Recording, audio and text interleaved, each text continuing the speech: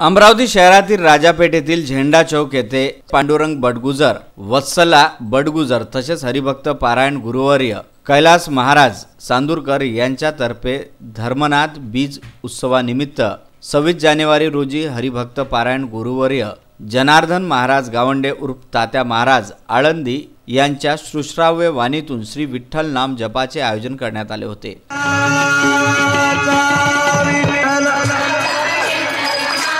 वाह वाह वाह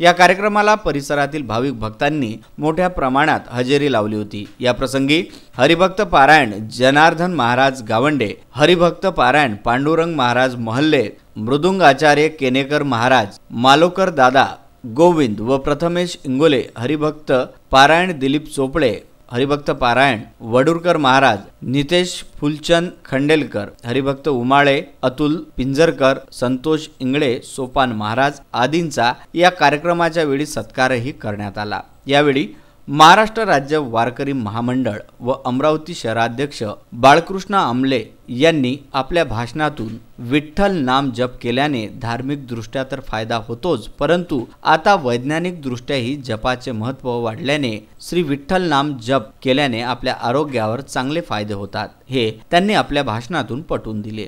यावेळी कार्यक्रमाचे संचालन हरिभक्त पारायण कैलास महाराज चांदूरकर यांनी केले, तर पांडुरंग बडगुजर, रवींद्र बडगुजर, मयूर बडगुजर, लाभेश बडगुजर यांनी आलेल्या सर्व भाविक भक्तांचे आभार मानून महाप्रसादाने कार्यक्रमाची सांगता केली। विदर्भ न्यूज करिता तिवशावरून रामचंद्र मुंदाने।